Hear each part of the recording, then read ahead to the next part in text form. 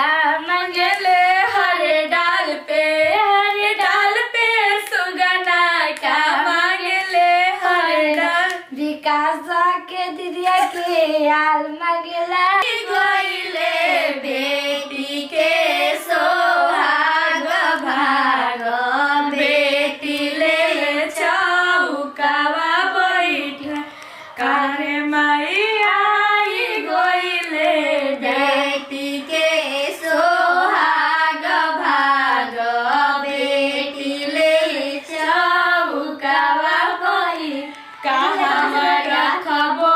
डाल दौरा कहाँ रखबो सिरी मौरी अरे माई कहाँ रखबो बेटी के सोहाग भाग बेटी ले चौकावा बैठ आगना रखबो मौरी अरे माई को रखबो बेटी के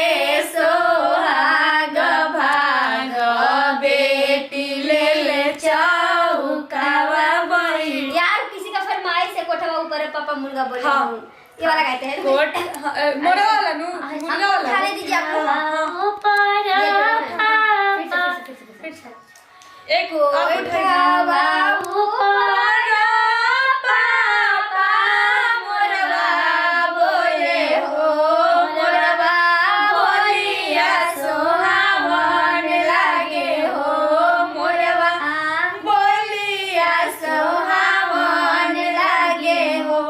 आजू के रतिया पापा जागल रही हो सुंदर दियावा चोरिया जई है हो सुंदर दियावा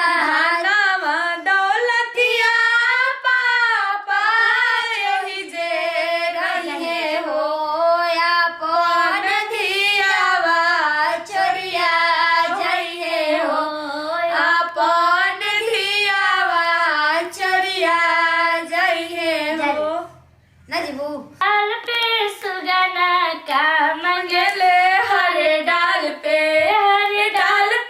सुगना का मंगले हर डाल विकास के दिदिया के आल मंगला अब गाल मंगला नाटी के नीचे हो गेला हर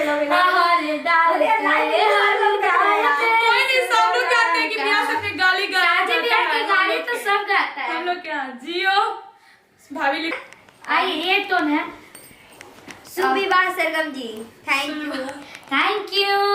यू सो मच। आप लोग बधाई दीजिएगा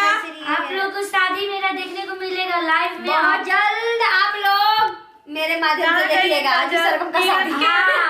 के चैनल पर मेरे चैनल पे कंटिन्यू अपलोड होगा वीडियो मेहंदी हल्दी तो ढेर सारे लोग किरण सिंह ऑफिशियल को सब्सक्राइब करके रखिएगा क्योंकि अंजू सरगम का शादी का फुल वीडियो मिलेगा बिल्कुल और रियल वाला मिलेगा हमेशा प्राइवेट में सरकारी आया है ओए वाह ये क्या हो रहा है भैया तो जितने सारे लोग देख रहे हैं आप भगवान उनको खुश रखे थैंक यू सो मच। मैं हमेशा हैप्पी रहती हूँ और हमेशा खुश रहती हूँ अपने लाइफ में चलिए ठीक है तो लाइव को हम अभी